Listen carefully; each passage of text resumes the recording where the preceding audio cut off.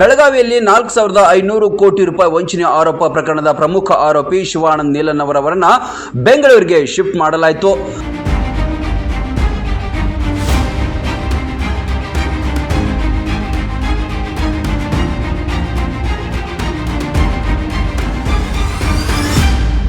ಮಾಳಮಾರುತಿ ಠಾಣೆಯಿಂದ ಬೆಂಗಳೂರಿಗೆ ಕರೆದುಕೊಂಡು ಸಿಐಡಿ ತಂಡ ಹೊರಟಿತು. ಬೆಳಗಾವಿಯಲ್ಲಿ ತನಿಖೆ ಮುಗಿಸಿ ಹೆಚ್ಚುವರಿ ತನಿಖೆಗಾಗಿ ಬೆಂಗಳೂರಿಗೆ ಕರೆದೊಯ್ಯಲಾಯಿತು.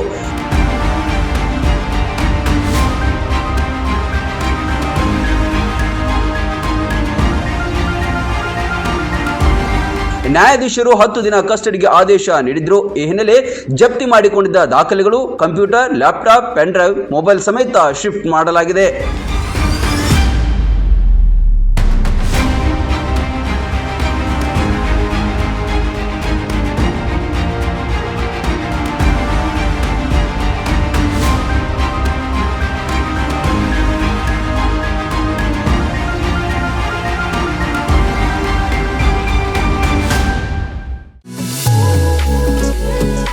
ಪಿಯುಸಿ ವಿದ್ಯಾರ್ಥಿಗಳ ಭವಿಷ್ಯಕ್ಕೆ ಸದಾ ಸನ್ನದ್ಧವಾಗಿದೆ ಮಂಗಳೂರಿನ ಪ್ರೆಸಿಡೆನ್ಸಿ ಪಿಯು ಕಾಲೇಜ್.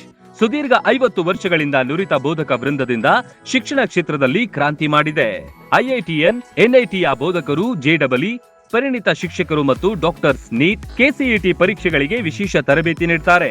ವಿಶಾಲವಾದ ಹಚ್ಚ ಹಸಿರಿನ ಕ್ಯಾಂಪಸ್, ಅತ್ಯಾಧುನಿಕ class room, indoor outdoor stadium, ಬಾಲಕ ಬಾಲಕಿಯರಿಗೆ ಪ್ರತ್ಯೇಕ ಸುರಕ್ಷಿತ ಹಾಸ್ಟೆಲ್, ಗುಣಮಟ್ಟದ ಪೌಷ್ಟಿಕ ಆಹಾರ ಲಭ್ಯವಿದೆ. ಮಕ್ಕಳ ಮಾನಸಿಕ ದೈಹಿಕ ಆರೋಗ್ಯ ಕಾಪಾಡಲು ನುರಿತ ವೈದ್ಯಕೀಯ ತಂಡವಿದೆ.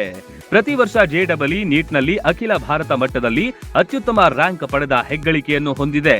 ಪ್ರತಿಭಾನ್ವಿತ ವಿದ್ಯಾರ್ಥಿಗಳಿಗೆ 1,66,000ವರೆಗೆ ಸ್ಕಾಲರ್ಶಿಪ್ ನೀಡಲಾಗುತ್ತಿದ್ದು, ವಿದ್ಯಾರ್ಥಿಗಳ ಸರ್ವಾಂಗೀಣ ಅಭಿವೃದ್ಧಿಯೇ ಪ್ರೆಸಿಡೆನ್ಸಿ ಪಿಯು ಕಾಲೇಜಿನ ಉದ್ದೇಶ. ಕೆಲವೇ ಸೀಟ್ಗಳು ಲಭ್ಯವಿದೆ. ರನ್ ಟಿವಿ ನ್ಯೂಸ್ ವಿಡಿಯೋಸ್ ನೋಡಲು ಸಬ್ಸ್ಕ್ರೈಬ್ ಮಾಡಿ, ಬೆಲ್ ಐಕಾನ್ ಪ್ರೆಸ್ ಮಾಡಿ.